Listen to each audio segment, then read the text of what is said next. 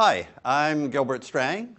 I teach at MIT, a wonderful job, and I get to teach you today about quadratics. So let me say, what is a quadratic? There's a ax squared. It's that squared that makes it a quadratic, and a b times an x, and a c, a constant. So that would be our, can I say, our function.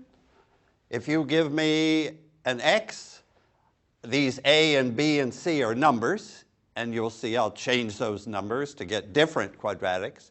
But this is the whole family of quadratics, and if you give me an x, then, and I know a and b and c, then I can figure out y. It's that squaring that makes the word quadratic come into this. Okay, so a good start is connect the algebra, these letters, to the graph, the picture, the geometry. So I've drawn 3 quadratics up there, 3 particular ones. Let me tell you what the a and the b and the c are. You see that those quadratics are just almost the same shape, just lifted up. So this first guy is going to be y is, I think I picked x squared minus 2x there for this one. Now this one is up a little higher. The c is what moves it up and down. That's the easy part. It doesn't change the shape, just shift it up. So I think that second guy is going to be x squared minus 2x, same thing, but plus a 1.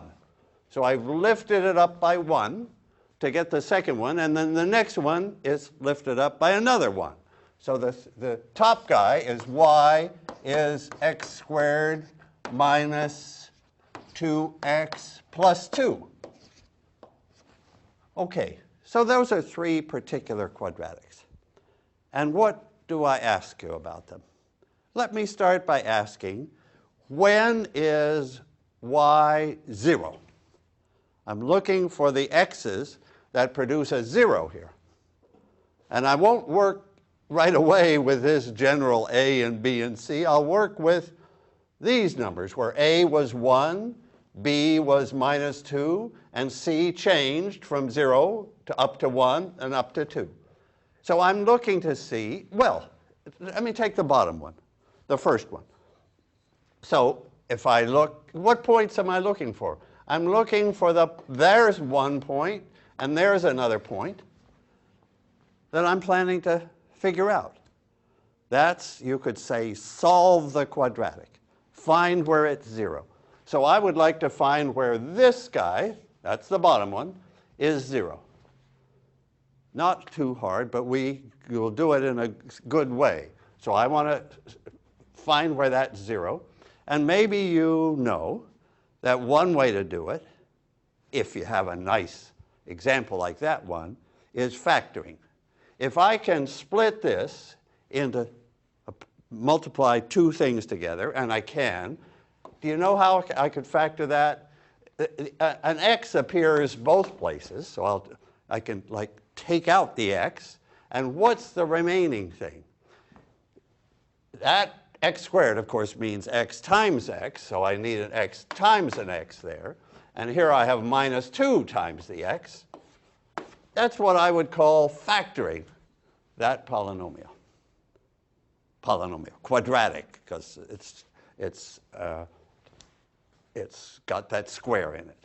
Okay, and this tells me what I could probably figure out anyway, that it tells me where the zeros are. When is this 0? Well, this could be 0.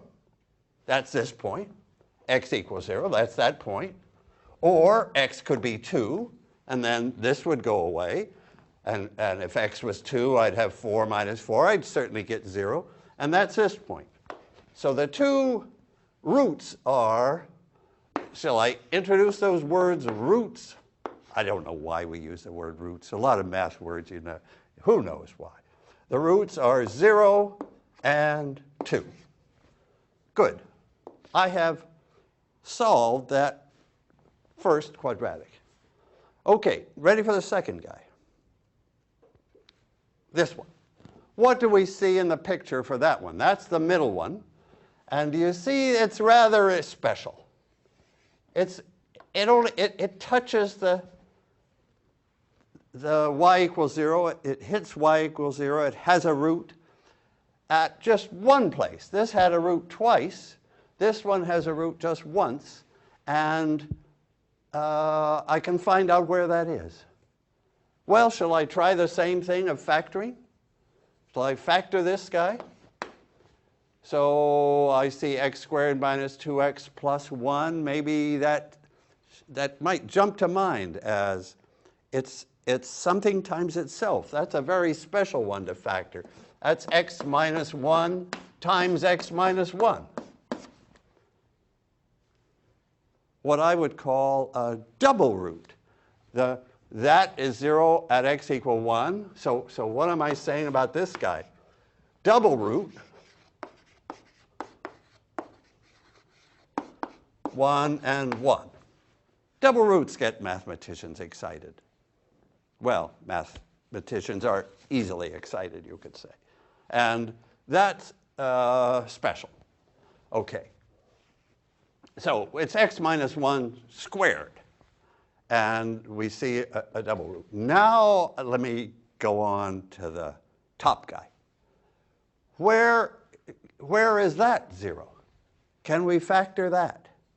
We have a problem, this one, because we can see from the picture that this thing never hits 0.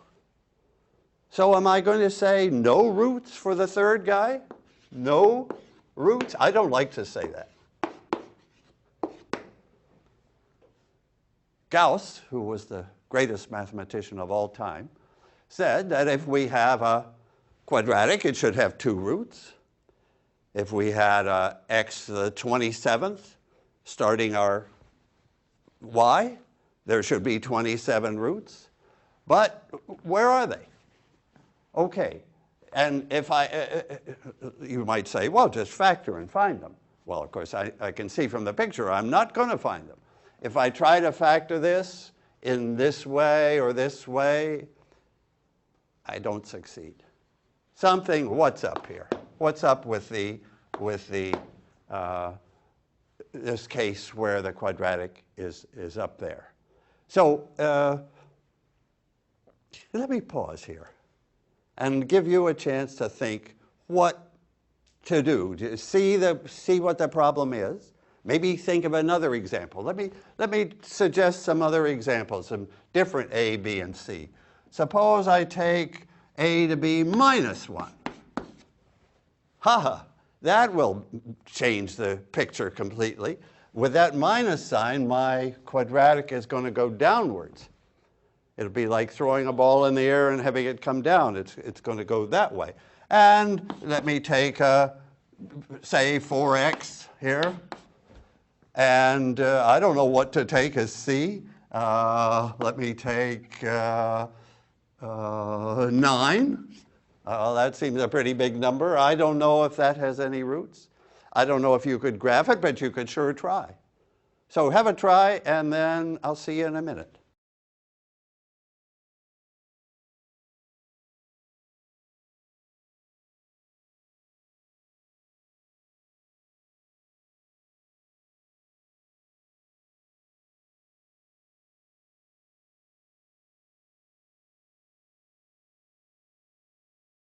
Okay, hi again. I'm back and still looking for those missing roots.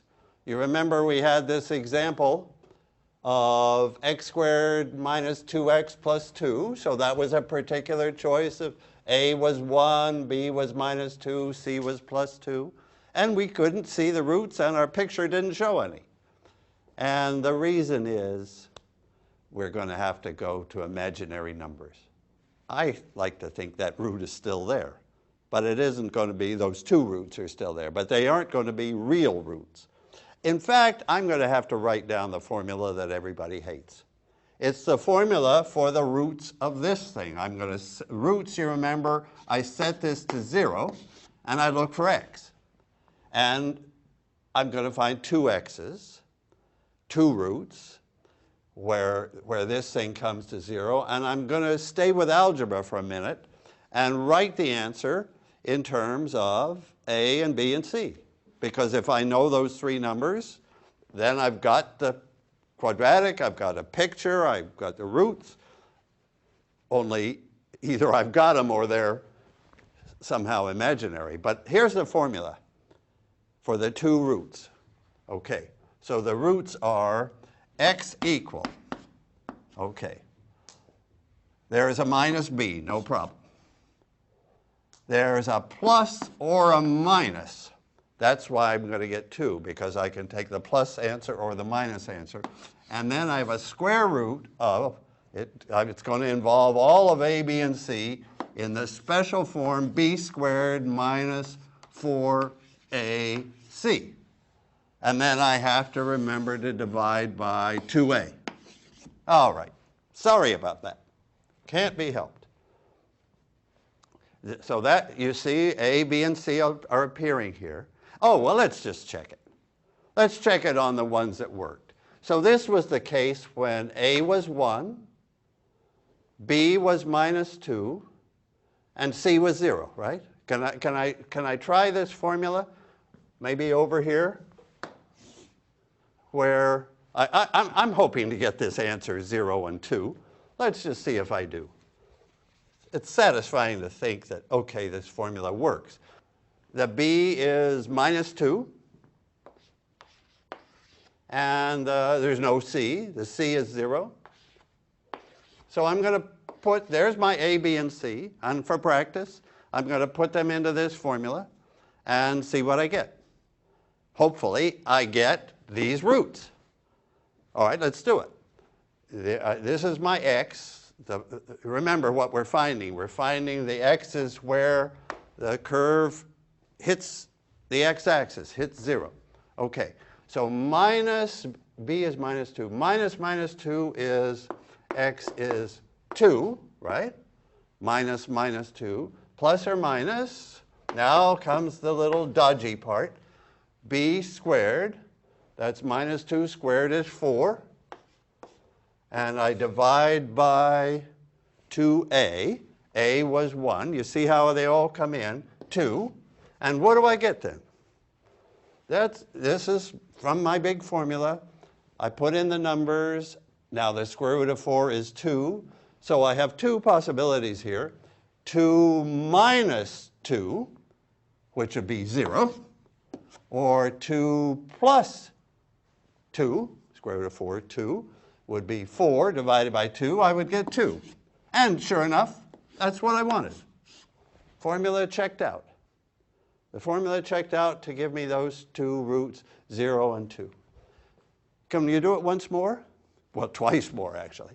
Once more, I'm thinking I'm going to get the next one. I think I'm going to get 1 and 1. Let me erase this and do the same thing for the second one, where c is now bumped up to 1. Okay. So again, I have minus b, that's minus 2, that's the 2, plus or minus the square root of b squared is 4. And now I have minus 4, this is coming in now, minus 4, a is 1, c is 1, minus 4. Ha! It's not bad. Divided by the 2a, which is 2. Okay, I've plugged it in the new ABC with c equal 1 now in there. And what do I have here? This square root is 0. 4 minus 4, that's that very special case. So now I have 2 plus 0 and 2 minus 0. 2 both ways. And then I divide by the 2, so I got 1 twice. Just what I wanted. Just what I wanted. The double root. The double root happens when this square root is a 0. That's when you get the double root, because then the plus and the minus are both plus 0 and minus 0, no difference. All right, third one. This is the new one now. This is the one where we're going to find a root where our picture doesn't show one. Okay, So now what's the deal? C is bumped up to 2 now. Okay, so C is 2, and I go again last time with this formula. All right, but now I'm going to get something I didn't know. So minus B is the minus minus 2, that's the 2, plus or minus the square root of B squared, that's the 4, minus 4AC. Now let's get it right. Minus 4, A is 1, and C is now 2, so that's minus 8. Minus 8 divided by 2A, which is the 2. What have I got now? I've got a square root of a negative number. That's what the problem was.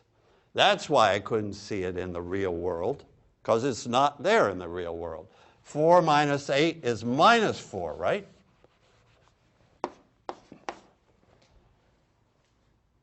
So what's the square root of minus 4? What's the square root of minus 1? That's where we're going imaginary. The square root of minus 1, there isn't any real square root of minus 1. So we invent one. I for invent, I for imaginary. So the square root of minus 1, can I write that great fact up here? The square root of minus 1, we're going to say is I. I for imaginary. Now here I've got the square root of minus 4. Well, the square root of the 4 is 2. It's the minus 1 that's making me imaginary. So this for me is 2I. 2 plus or minus 2I divided by 2. Why 2I? Because if I square, what's the square of 2I? Let's just check this out. What is the square of 2I? I squared is minus 1. I can put up here, I squared is minus 1.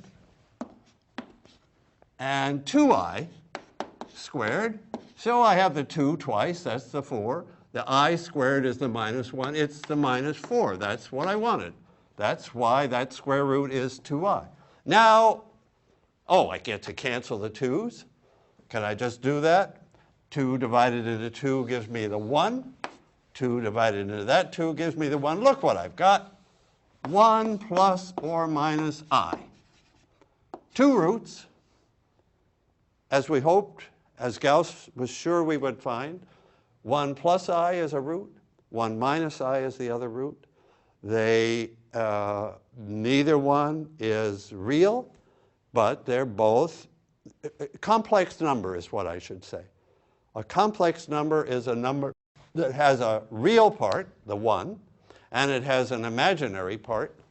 And here we get an example with both, and it connects to the picture when the curve doesn't actually cross the x-axis, and that's because I only knew how to draw a real picture. Okay, so that's the answer. Those are the missing 2 roots that we were looking for. Okay, I want to give you something to do in the break, and then I'll come back with a new business about quadratics, and actually it's going to be calculus. You're in for a treat. But let's finish this formula by giving you practice, and I'm just going to change these minus 2's to minus 1's. So I'm giving you 3 different pictures. The B is now going to be minus 1. I'm going to ask you to find the roots where x squared minus x is 0, where that's 0, where that's 0. And I don't know if you're going to get an imaginary one or not, but I think you are. I think you're going to get an imaginary numbers are going to come up here, real numbers are going to come up here, and I don't know what's going to happen for that middle one. Okay, enjoy.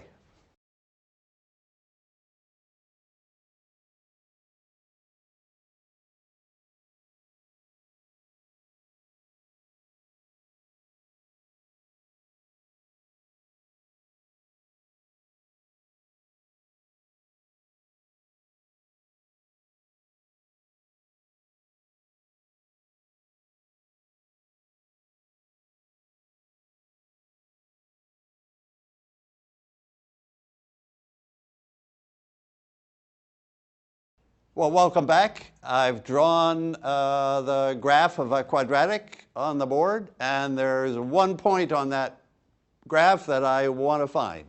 It's this point, one point jumps out there. It's the bottom point, the minimum of the quadratic. But on the left of that, the function's going down. On the right, it's going up. We want to find the point where it's holding still for a moment. So let me choose a particular quadratic, say x squared minus 2x. So that's the graph. I guess that if that might be, so let's run the x-axis along here and the y-axis up as usual. So this is x equals 0 there, and here is x equals 2. So previously, those were the points we looked at, the places where y was 0. Now I'm interested in the bottom, that point where the graph bottoms out. Okay, how to find it? Well, I get to tell you about calculus. Why not? We want to know the point where the slope, you see the slope is downwards here. The graph is coming down. At this moment, the slope is 0, and then after that, the slope goes plus. It's positive. So I really want to know the slope of this thing so that I can find the point where the slope is 0. Now, so the key idea of calculus is to find the slope. What do I mean by slope?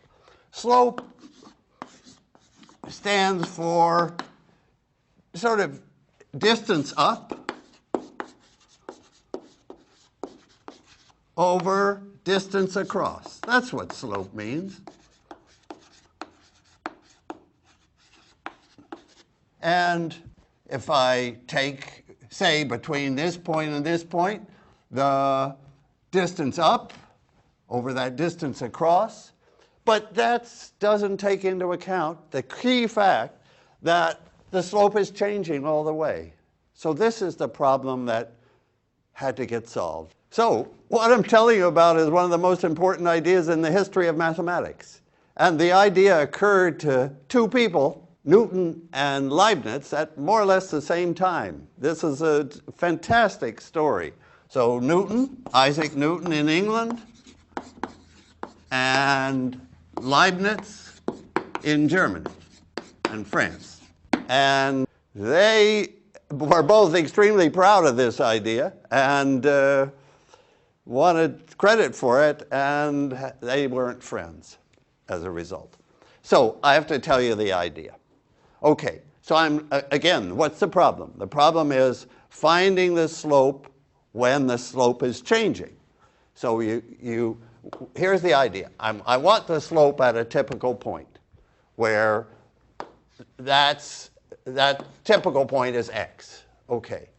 What I'm going to do is look a little to the left of that point, x plus h, and a little to the right of that point, x minus h and x plus h. So this is x minus h, and this guy is x plus h, and figure the slope between those 2 points. You see, shall I draw that picture a little bigger? Here comes the changing slope. I'd like to know the slope there. What's that slope at that point? But the way to do it is look next to it, look above it, and look at the straight line that it won't go through that point. Everybody sees that? It goes through those 2 points, and we can find its slope because we know that the distance across is 2h. You remember, this was x, and this distance was an h, and this distance was an h. So the distance across is 2h, and I just want to find what's the distance up there. Okay, here we go. So I have to find y at this point and y at this point and subtract to get that height, to get how far did we move. Okay, so let me take the x squared term first. So distance up from the x squared would be the x plus h squared minus this height, which is the x minus h squared, over 2h. I'm just focusing on the x squared first, because that's the part where the slope is changing. The slope here will, as we'll see, will just be a fixed number minus 2, because that's a linear term. That's not changing, but the slope here is changing. And so this is that one minus this one, and I have to simplify it. But you know that now we get to use algebra. So if I simplify this, this is, everybody knows, x squared, 2hx, and h squared, right? That's the square there. And then I subtract x minus h squared. That's x squared minus 2hx plus h squared, right? X squared here, h minus h squared is minus h squared is that, and then the cross term gives me that, and I'm dividing by 2h. What am I getting?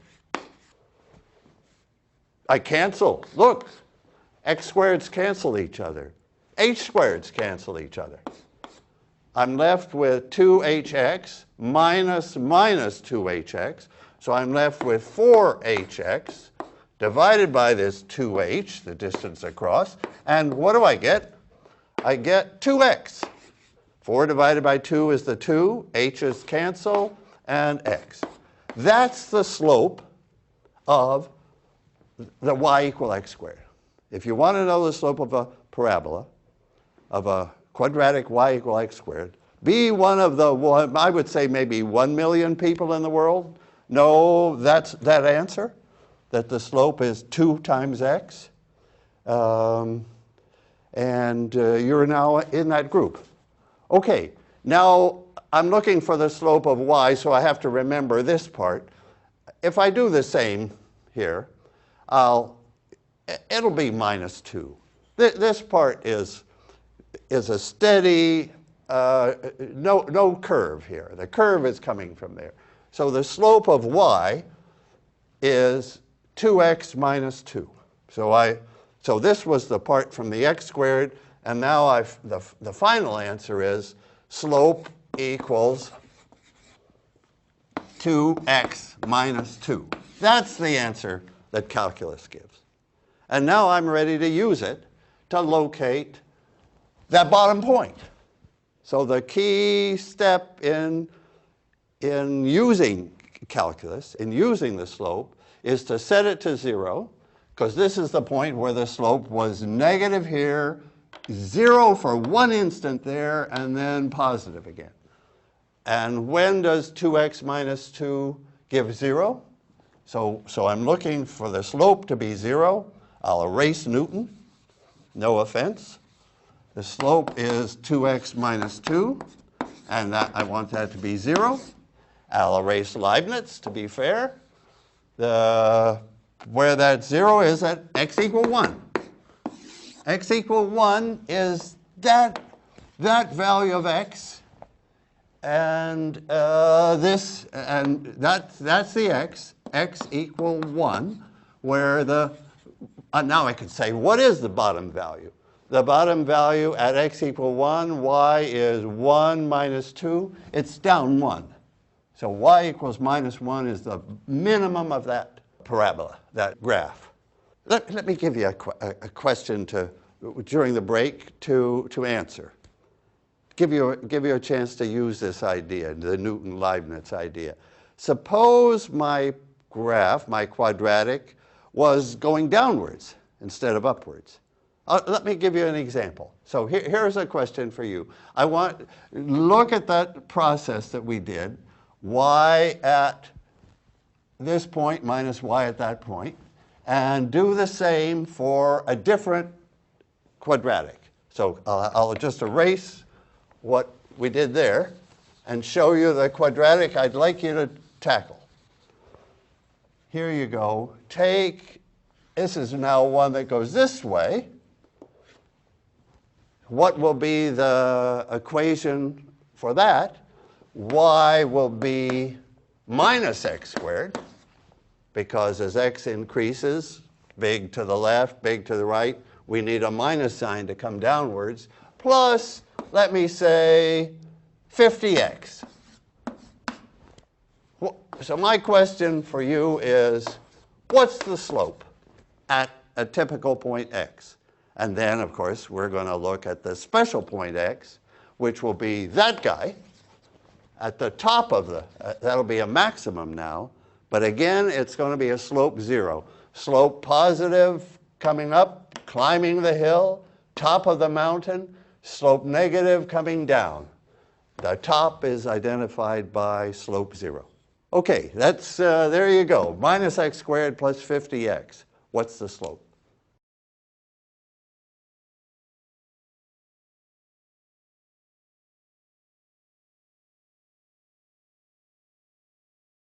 Okay, last time we found the slope, and I want to use that. I want to show you a typical calculus problem. We're really moving here to get straight into calculus, but what I always hope is to say, this isn't too difficult. You can do it. Okay, here's my question, practical question. Suppose I have 100 meters of fencing with 100 meters of fence. My question is, what is the largest rectangle? I'm a farmer. I want to fence in my cattle, give them as much area as possible for feeding, keep them under control. I've got that much fence, and what shaped rectangle should I construct for them? Okay, so what do I mean by largest? I mean the greatest area. So let me do some examples. Here's an example. I could have a long, narrow region, say only 1 meter across, 49 up, then that uses 50. Over here, 49 and 1, because it's a rectangle, would use the other 50. The area of that would be the base, 1, times the height, 49. Just 49, in fact. That's probably not the best rectangle. Let me change to a second choice. Let me use 2. That one was too narrow. Let's make it a little wider. So it won't have as much height. What have I got for height now? If that's 2, and I've got, I probably want 48 now. And this will be the 2, and this will be the 48. And what's the area now? This one had an area of 49, and now the area here is 2 times 48, 96. So that's better. But is it the best? So now I have to use algebra. The idea of algebra is use a letter x to denote any width. If we only have arithmetic, we're playing with that number, the next number. Algebra says, let this distance be x and figure out the rest. Well, x up here. What do I have here? Let's see. That was 48 when this was 2, 49 when it was 1. I think it's just, we're going to use 50 at this part. So that's 50 minus x, right? And this is also 50 minus x. And now I've got a rectangle that uses a total of 50 there, a total of 50, uses my 100 meters. So my area is the base times the height, 50 minus x. Or if I multiply that out, I see the minus x squared and the 50x. And I want to make that as large as possible. I'm looking for the top of this parabola, the top of the maximum of this quadratic. The very question that you were thinking about in the break. So Did you figure the slope of that? Let me just put it up here. The slope, because you remember, if we want the maximum area, we want the slope to be 0 at the maximum. If I graph this thing, it is one of these parabolas that goes up and down, and I'm looking for that point at the top. That's the max. Okay, so the slope by Newton, Leibniz, and you is, with a minus sign, I hope you saw that it was minus 2x now. And the slope of the 50x is just 50. That's just the easy part. And at this point, that's the point where slope is 0. So there's our equation for the best x. You see how algebra paid off because we considered all x's? Calculus paid off because we found the slope. We solve that equation. We get minus 2x plus 50. That means 2x will have to be 50. X will be 25 is best. And what do we see? What's the picture look like when x is 25? If that's 25, then 50, this is also 25. We're getting a square now. This square here is 25 each way. 25, 25. And the area? What's the area? Can you square 25 in your head? Sure. 625. I've always been hoping to be asked to square a large number. 25, not very large, but it'll do. 625 is the area. And we think that that's the maximum. That's what the farmer should do, provided he wants a rectangle.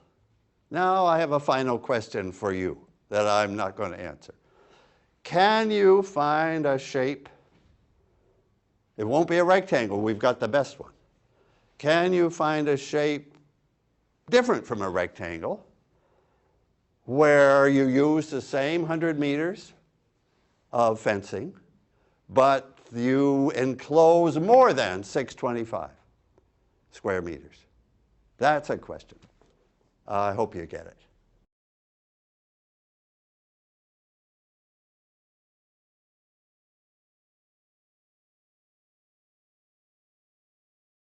Hi, I'm Gilbert Strang, and thanks for teaching math. We enjoy it. Can I tell you a little bit about what to expect in this video? So this is more than the other Blossoms video, is closely connected to what happens in class, what we all actually teach. And it's about the special quadratics, ax squared, bx plus c. And I want to try to make those familiar, partly by drawing pictures of the graph, partly by dealing with the places where the y is 0, the roots of the quadratic. And I'll have a shot in the second part of this video of taking that miserable formula and using it for some particular examples, so making it familiar. And I'll even, if it's okay with you, I'll even take an example in which this guy turns out to be negative, and then its square root is an imaginary number, and you get the fun of asking the class to imagine a number that they've never seen before. So part 1 will be the graphs. Part 2 will be using the formula. Now for part 3, I figure out the slope of this curve. The slope of a curve, of course, that's a calculus question. So I'm really taking a leap into a few minutes of calculus. I don't think that's bad. I don't think it's always required to prepare everything with definitions first. I'd rather have, what's the question? What's the idea about it? The slope here is the central idea. The slope is changing.